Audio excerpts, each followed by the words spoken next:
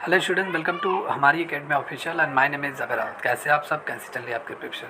जितने भी स्टूडेंट बिहार लेखपाल के हैं, आप सभी लोग अपनी तैयारी में लगे रहिए, डेली बेसिस पे प्रिपरेशन करते रहिए, ठीक है। क्योंकि ये वैकेंसी काफ़ी खास है, काफ़ी अहम है और आप सभी लोगों को सिलेक्शन अगर लेना है तो मेहनत करना पड़ेगा, हार्ड वर्क करना पड़ेगा, ठीक है। और इसमें आपका जो सिलेबस है, एक है आपका बिहार पंचायत, उसकी क्लासेस मैंने कुछ क्लासेस यूट्यूब पे करा रखी हैं, ठीक है। और इम्पॉर्टेंट क्वेश्चन है जो आपके लिए काफ़ी मोस्ट इम्पॉर्टेंट है, एग्ज़ाम में आपके ऐसे ही क्वेश्चन आपको देखने को मिलेंगे, ठीक है। तो आपका जो टोटल 5 पेपर है, मतलब 100 क्वेश्चन 100 मार्क्स के लिए और नो नेगेटिव मार्किंग है। नो नेगेटिव मार्किंग मतलब कट ऑफ आपका काफ़ी हाई जाने वाला है। तो आप सभी लोग रेस में लगे रहिए, डेली बेसिस पे प्रिपरेशन अपनी करते रहिए, ठीक है। तो आज की क्लास इंपॉर्टेंट है, हम लोग बिहार पंचायत के इंपॉर्टेंट आज की क्लास में MCQs वगैरह कवर करेंगे। ये जितने भी क्वेश्चन मैं आज आपको बताने जा रहा हूँ, ये सभी आपके एग्ज़ाम में आ सकते हैं, वेरी मोस्ट इंपॉर्टेंट क्वेश्चन है, ठीक है। और जितने भी स्टूडेंट बिहार लेखपाल के लिए कंप्लीट तैयारी करना चाहते हैं, कंप्लीट प्रिपरेशन करना चाहते हैं, आप सभी लोग जल्दी से जल्दी बैच को ज्वाइन कर लीजिए। बैच की सारी क्लासेस एक्टिव है, थियरी, न्यूमेरिकल, MCQ सभी क्लासेस पढ़ाई जा रही हैं। अकाउंट, टैक्सेशन और बिहार पंचायत 70 मार्क्स का कंप्लीट बैच मैं पूरी तरीके से चला रहा हूँ। डिटेल में आपको क्लासेस मिल रही हैं, नोट्स मिल रहा है और एवरी वीकली आपको मॉक टेस्ट वगैरह भी प्रोवाइड किया जा रहा है। तो आप सबके लिए मोस्ट इंपॉर्टेंट है ये बैच, ठीक है, इंपॉर्टेंट है आप सभी के लिए। तो चलिए आज की क्लासेज यहाँ पे स्टार्ट करते हैं। और जो लोगों को बैच ज्वाइन करना है, गूगल प्ले स्टोर पर जाइए, हमारी एकेडमी ऑफिशियल ऐप डाउनलोड करके वहाँ से आप इस बैच से कनेक्ट हो सकते हैं। चलिए यहाँ पे आज की क्लास हम स्टार्ट करते हैं। फर्स्ट क्वेश्चन है, बिहार पंचायती राज अधिनियम कब पारित किया गया? पहला क्वेश्चन है, मतलब when was the Bihar Panchayati Raj act was, Bihar Panchayati Raj अधिनियम कब पूरी तरीके से ये पारित किया गया था? तो पारित आपका 1996 में पूरी तरीके से इसे पारित कर दिया गया था। तो बी आंसर आपका यहाँ पे सही है, बिहार पंचायती राज अधिनियम। बिहार पंचायती राज अधिनियम 1996 में ये पूरी तरीके से पारित कर दिया गया था, ठीक है। अच्छा, इसके पारित करने का उद्देश्य क्या था? बिहार पंचायती राज अधिनियम मतलब बिहार पंचायती राज एक्ट, ठीक है, कब क्यों पास किया गया था, इसका उद्देश्य क्या था? तो इसका उद्देश्य था कि पंचायती राज मतलब पंचायती राज को पूरी तरीके से, पंचायती राज संस्थाएं जो हैं, मतलब ग्राम पंचायत, पंचायत समिति, जिला परिषद, इन सबको अधिक सशक्त बनाया जाए, मतलब मोर पावरफुल बनाया जाए, एम्पावरिंग बनाया जाए और स्थानीय स्वशासन को मजबूत करने के उद्देश्य से इसे लागू किया गया। स्थानीय स्वशासन मतलब ये लोग लोकल बॉडीज़ है ना, लोकल सेल्फ गवर्नमेंट है, अपना डिसीजन ये लोग खुद ही करते हैं। मतलब गांव में अगर आप देखेंगे तो गांव में जो टैक्स वैक्स वसूलने का काम होता है इन्हीं लोगों के अंडर में होता है, ठीक है। तो ये लोकल सेल्फ गवर्नमेंट है। गांव में अगर मान लेते हैं स्वास्थ्य सुविधाएं, शिक्षा व्यवस्था, इन सभी मुद्दों को पूरी तरीके से उठाने का काम, समस्याओं को सुलझाने का काम इन्हीं लोकल सेल्फ गवर्नेंस का होता है। ये एक लोकल बॉडीज़ होती है, ठीक है। या नेक्स्ट क्वेश्चन है, पंचायती राज व्यवस्था किस संविधान संशोधन के तहत स्थापित की गई थी? जैसा मैंने आपको क्लास में पढ़ाया है, जितने लोग कोर्स ज्वाइन किए हुए हैं, GVK राव समिति सबसे पहले आपकी आई थी कौन सी? बलवंत मेहता समिति 1957, फिर अशोक मेहता समिति 1977, फिर आपका GVK राव समिति 1984, या ठीक है। फिर आपका एक और कोई आया था, उनका नाम नहीं याद आ रहा है, ठीक है। तो पूरी तरीके से ये समितियाँ, कमेटी आई थी और इस कमेटी के सुझाव, इन सभी कमेटियों ने अपने अपने अलग अलग सुझाव दिए कि पंचायती राज व्यवस्था के बारे में। और अगर हम बात करें पंचायती राज व्यवस्था को कब पूरी तरीके से संविधान में शामिल किया गया, कब इसे पूरी तरीके से संवैधानिक दर्जा दिया गया, तो 73वां संविधान संशोधन 1992 के तहत, 73वां संविधान संशोधन 1992 के तहत पंचायती राज सभी संस्थाओं को पूरी तरीके से संविधान में शामिल किया गया, संवैधानिक दर्जा प्रदान किया गया। तो यहाँ पे आपका जो राइट आंसर है, C is the right answer of this question. 73वां संविधान संशोधन अधिनियम 1992 के तहत पंचायती राज संस्थाएं स्थापित की गई हैं जो ग्रामीण स्वशासन को संवैधानिक दर्जा प्रदान करता है। ओके, नेक्स्ट क्वेश्चन है, बिहार में ग्राम पंचायतों का कार्यकाल कितने साल का होता है? तो बिहार में ग्राम पंचायतों का कार्यकाल जो होता है, सबसे इंपॉर्टेंट क्वेश्चन है और सबसे इजी क्वेश्चन है, लगभग सभी को मालूम होगा, 5 साल के लिए होता है। ग्राम पंचायतों का जो कार्यकाल होता है, टेन्योर होता है, वो 5 साल के लिए होता है। तो C is the right answer of this question. Bihar में ग्राम पंचायतों का जो कार्यकाल ये 5 साल के लिए होता है, 73वां संविधान संशोधन के तहत निर्धारित किया गया है। नेक्स्ट क्वेश्चन है, ग्राम पंचायत में कितने पंच होते हैं? मतलब how many panches are there in gram panchayat? तो ग्राम पंचायत में टोटल कितने पंच होते हैं? तो एक ग्राम पंचायत में टोटल 7 से लेके 17 सदस्य होते हैं। 7 से लेके 17 सदस्य होते हैं और प्रत्येक गांव के वार्डों से इन सभी लोगों को चुना जाता है, इन सदस्यों को, और इन सदस्यों को हम क्या बोलते हैं? पंच बोलते हैं। ठीक है, तो एक ग्राम पंचायत में 7 से 17 सदस्य होते हैं और इन्हें हम अलग अलग वार्डों से, गाँव के वार्डों से चुना जाता है, जिन्हें हम पंच कहते हैं। क्लियर? बिहार में पंचायत चुनाव कौन संचालित करता है, किसकी जिम्मेदारी होती है? तो ये राज्य सरकार के अधीन होती हैं। ठीक है, राज्य सरकार के अधीन होती हैं और स्टेट इलेक्शन कमीशन मतलब राज्य चुनाव आयोग पंचायती राज संस्थाओं में चुनाव की जिम्मेदारी इन्हीं की होती है और चुनाव यही संचालित करते हैं। तो यहाँ पे ए आंसर आपका सही है। ठीक है, बिहार में जो होता है पंचायती राज चुनाव मतलब पंचायत चुनाव जो होता है, ठीक है, ये राज्य सरकार के अधीन है और राज्य चुनाव आयोग के द्वारा ही संचालित किया जाता है। क्लियर? बिहार में पंचायती चुनाव का संचालन किसके द्वारा होता है? राज्य चुनाव आयोग के द्वारा होता है। राज्य चुनाव आयोग के द्वारा मतलब स्टेट इलेक्शन कमीशन के द्वारा होता है। स्टेट इलेक्शन कमीशन क्या होता है? स्टेट इलेक्शन कमीशन एक स्वतंत्र निकाय है। ठीक है, स्वतंत्र निकाय है जो पंचायती राज संस्थाओं के चुनाव की योजना बनाने और उसके संचालन करने के लिए क्या होती है? जिम्मेदार होती है। ठीक है, और इस आयोग के बहुत सारे कार्य हैं। भाई इलेक्शन कमीशन का काम क्या होता है, आज भी ये भी जान लीजिए आप। सबसे पहले चुनाव की घोषणा करना इनका काम होता है, स्टेट इलेक्शन कमीशन का। ठीक है, और इलेक्शन का जो एरिया है, क्षेत्रों का निर्धारण करना, उनकी सीमाओं को तय करना, इन्हीं का काम होता है। मतदाता सूचियां तैयार करना ऑनलाइन पूरी तरीके से स्टेट इलेक्शन कमीशन के अंतर्गत होता है, मतलब पात्र मतदाता सूची तैयार करना और उन्हें अद्यतन करना। ठीक है, चुनावी प्रक्रिया का जो संचालन होता है, ठीक है, इलेक्शन प्रोसेस जो होता है वो आपका किसके द्वारा होता है? राज्य चुनाव आयोग द्वारा ही होता है। क्लियर? मतलब जैसे चुनाव प्रक्रिया में आपका क्या आएगा? नामांकन प्रक्रिया आपका आ गया, मतदान हो गया, मतगणना हो गया, परिणाम घोषणा हो गया, ये सभी इलेक्शन की क्या है? प्रोसेस है।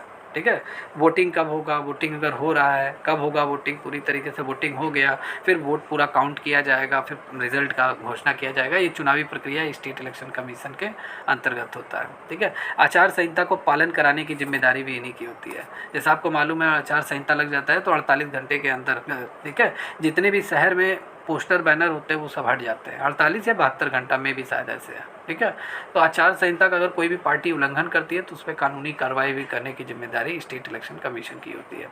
शिकायत निर्धारण मतलब चुनाव संबंधी शिकायतों और विवादों का निपटारा भी यही करते हैं। ठीक है, राज्य चुनाव आयोग यह सुनिश्चित करता है कि पंचायत चुनाव निष्पक्ष, स्वतंत्र और पारदर्शी तरीके से संपन्न हो। चलिए नेक्स्ट क्वेश्चन है, बिहार पंचायत कितने स्तर की संरचना होती है? बिहार पंचायत, तो बिहार पंचायत 3 स्तरीय संरचना है, 3 लेवल, मतलब how many level structure are there in Bihar panchayat? तो 3 लेवल स्ट्रक्चर ये है आपका बिहार पंचायत, 3 स्तर पे कार्य करती हैं। बिहार पंचायत 3 स्तरों पे कार्य करती है। एक आपका होता है ग्राम पंचायत, एक होता है पंचायत समिति जिसे हम प्रखंड स्तर बोलते हैं, एक आपका होता है जिला परिषद। ठीक है, तो ये 3 स्तर पे बिहार पंचायतें होती हैं। बिहार में पंचायत में कितने पद आरक्षित होते हैं महिलाओं के लिए? सॉरी, यहाँ पे बिहार में पंचायत के कितने पद आरक्षित है? ठीक है, यहाँ पे मे भी 1 मिनट यहाँ पे पूछा जा रहा है बिहार में पंचायत के कितने पद आरक्षित है। आरक्षण से रिलेटेड यहाँ पे पूछा गया है, रिजर्वेशन से रिलेटेड पूछा गया है। पंचायत में टोटल कुल कितने पोस्ट पूरी तरीके से रिजर्व होते हैं, आरक्षित होते हैं? तो महिलाओं के लिए 50% होता है, सही है। महिलाओं के लिए 50% सीटें रिजर्व हैं, परफेक्ट है, सही है। सीटें महिलाओं के लिए 50% रिजर्व कर दी गई हैं। 50% महिलाएं होंगी तो होंगी। SC ST के 33% होंगे। ठीक है भाई, 50% अगर महिलाएं हो गई तो 50% पुरुष होंगे, और इस 50% पुरुष में 33% आपके ST ST हैं और 27% OBC हैं, और बाकी आपके जो बचेंगे कितने, ये आपका हो गया 7 3 10 3 2 5 1 6, 40% आपके जनरल हो जाएंगे। ठीक है, ये आपका होगा। क्लियर, समझ में आया आपको? तो यहाँ पे बिहार पंचायत में कितने पद आरक्षित होते हैं? ये सभी आपके सही है, अप्रोक्स सभी। ठीक है, all of the above. Bihar में महिलाओं के लिए 50, SC ST के लिए 33, OBC के लिए 27% सीटें क्या है, रिजर्व है। नेक्स्ट क्वेश्चन है, बिहार में ग्राम पंचायत की न्यूनतम बैठकें कितनी हो सकती है? न्यूनतम कितनी बैठक होनी चाहिए कम से कम? ठीक है, what is the minimum number of meeting of gram panchayat in Bihar? Monthly, bio monthly, त्रैमासिक या वार्षिक? ठीक है, हर 2-2 महीने पे एक मीटिंग जरूर होनी चाहिए बिहार पंचायत की, तो यहाँ पे बायो मंथली आपकी होनी चाहिए।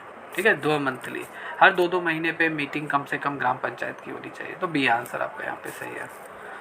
चलिए नेक्स्ट क्वेश्चन है, बिहार पंचायत में पंचायत की बैठक कम से कम 2 महीने में एक बार जरूर होनी चाहिए, इसलिए बी आंसर यहाँ पे आपका सही है।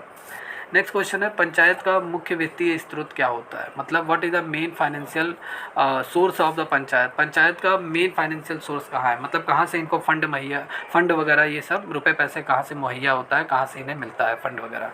तो सबसे पहले राज्य सरकार इन्हें अनुदान देती है, स्टेट गवर्नमेंट इन्हें देती है। भाई सही बात है, राज्य सरकार की जितनी भी योजनाएँ लागू होती हैं गाँव में शहरों में, तो स्टेट गवर्नमेंट फंड इन्हें प्रोवाइड कराती है। सही है। केंद्र सरकार की अगर कोई भी योजना लागू होती है, जैसे सबसे बड़ी योजना भारत सरकार की, केंद्र सरकार की, ठीक है, मोदी सरकार की, कौन सी है, उज्ज्वला योजना। उज्ज्वला योजना क्या शहरों के साथ गांव में नहीं बटा, गांव में भी बटा है। तो उज्ज्वला योजना जो मैं कह सकता हूँ एक रिकॉर्ड तोड़ योजना है, जो केंद्र सरकार, ठीक है, अपने मोदी जी की काफ़ी, मैं कह सकता हूँ बहुत बड़ी योजना है। हर एक घर में एक सिलेंडर सभी लोगों को मिला है और काफ़ी फ़ायदा सभी को मिला है। तो केंद्र सरकार भी पूरी तरीके से अनुदान प्रदान करती है। क्लियर। और भी बहुत सारी योजनाएं हैं जो केंद्र सरकार सभी गाँव राज्यों में सभी योजनाएं, ठीक है, चाहे राज्य सरकार केंद्र सरकार फंड मुहैया कराती है इन्हें। स्थानीय कर और शुल्क। स्थानीय कर शुल्क मतलब लोकल टैक्स जो लगते हैं आपके, लोकल टैक्स गांव में, ठीक है, जैसे वाटर टैक्स हो गया, हाउस टैक्स हो गया, ये सभी लोकल बॉडीज़ मतलब ग्राम पंचायत, पंचायत समिति, जिला परिषद की क्या है, ये सभी मतलब जो लोकल टैक्सेस हैं, ड्यूटीज़ हैं, एक तरीके से ये इनके रेवेन्यू का सोर्स है, फाइनेंशियल सोर्स है इनका। क्लियर। तो यहाँ पे आपका ऑल ऑफ द अबव सभी आपके सही हैं यहाँ पे। क्लियर। तो पंचायतों के जो मुख्य वित्तीय स्रोत है वो राज्य सरकार से अनुदान, केंद्र सरकार से अनुदान और स्थानीय कर और शुल्क, ये सभी आपके हैं। क्लियर। पंचायतों के मुख्य वित्तीय स्रोत हैं कौन कौन से हैं आपके, सबसे पहले यहाँ से देखिए, राज्य सरकार से अनुदान इन्हें मिलता है। जैसे राज्य सरकारें पंचायतों को विभिन्न योजनाओं और विकास के लिए, कार्यों के लिए अनुदान देती हैं, जैसा मैंने कहा ना, तो राज्य सरकार बहुत सारी योजनाएं लागू करती हैं, उन सभी योजनाओं के लिए, गांव के विकास के लिए मतलब पंचायतों को क्या देती है, फंड मुहैया कराती हैं, और यह सीधा पंचायतों को दिया जाता है यह अनुदान। फिर आपका grants for central government. Central government भी क्या करती है, केंद्र सरकार द्वारा भी विकास योजनाएं बहुत सारी चलाई जाती हैं और इसके तहत वो पंचायतों को अनुदान देती है। और सबसे इसमें बेस्ट एग्जांपल है आपका मनरेगा, जो मनरेगा काफ़ी वर्षों से चलता चला हुआ आ रहा है मनरेगा, ठीक है, महात्मा गांधी राष्ट्रीय ग्रामीण स्वरोजगार योजना।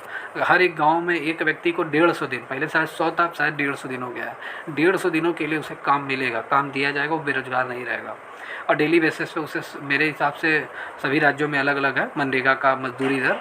सबसे कम शायद अरुणाचल प्रदेश में 250 रुपया है और सबसे ज़्यादा हरियाणा में शायद मेरे हिसाब से 350 रुपया या शायद 400 रुपये के समथिंग है। ठीक है, आप लोग कमेंट करके ज़रूर बताइए बिहार में मनरेगा में मतलब ग्रामीण युवकों को जो लोग इसके अंतर्गत रजिस्टर्ड है मनरेगा में, कितना उन्हें डेली बेसिस पे कितना मिलता है मजदूरी, ठीक है, मजदूरी दर कितनी है बिहार में, आप सभी लोग कमेंट करके ज़रूर बताइए।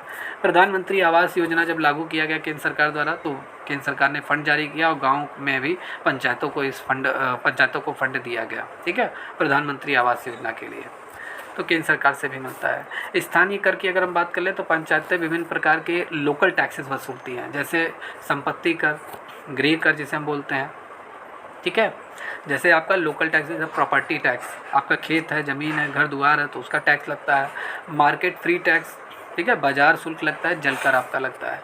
जैसे मेले वगैरह भी लगते हैं तो मेला आयोजित कराने की जिम्मेदारी ग्राम पंचायतों की होती है, ठीक है, तो ये लोग भी वहाँ के लोकल मतलब जितने भी हैं ग्राम वासी जितने भी हैं गांव के, उनसे कुछ ना कुछ एक मुफ्त अमाउंट लिया जाता है, ठीक है, तो वो भी एक मैं कह सकता हूँ फाइनेंशियल इनके लिए होता है। विकास शुल्क, पंचायतों के विकास के लिए विकास शुल्क वसूले जाते हैं जो स्थानीय विकास परियोजनाओं में उपयोग में आते हैं। क्लियर।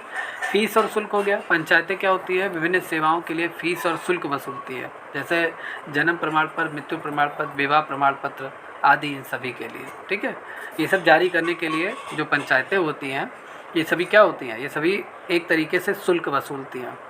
किसी का अगर जन्म प्रमाण पत्र, मृत्यु प्रमाण पत्र अगर जारी करना है, विवाह प्रमाण पत्र जारी करना है तो उसके लिए भी ये लोग शुल्क वसूलते हैं।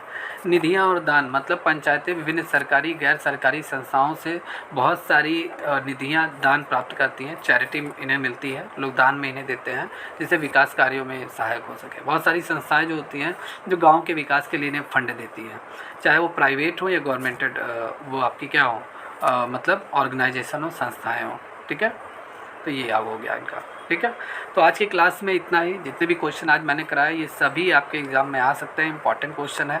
कमेंट करके ज़रूर बताइए आज की क्लास कैसी लगी, और समझ में आया हो तो चैनल को लाइक एंड सब्सक्राइब करना ना भूलें। जितने लोगों को बिहार लेखपाल एग्ज़ाम की तैयारी करना है, आप सभी लोग जल्दी से जल्दी बैच को ज्वाइन कर लीजिए। बैच की सारी क्लासेस एक्टिव हैं, डेली बेसिस पे चलाई जा रही हैं। 70 मार्क्स का पूरा कंप्लीट बैच है। 249 इसकी मिनिमम फ़ीस रखी गई है। इसमें आपको सभी क्लास लेक्चर, सभी नोट्स, मॉक टेस्ट वगैरह आपको मिलेगा। तो बैच ज्वाइन करने के लिए हमारी एकेडमी ऑफिशियल ऐप आप डाउनलोड कीजिए, जो गूगल प्ले स्टोर से मिल जाएगा। वहाँ पर रजिस्टर, लॉगिन करके आप इस बैच से जुड़ सकते हैं। ओके।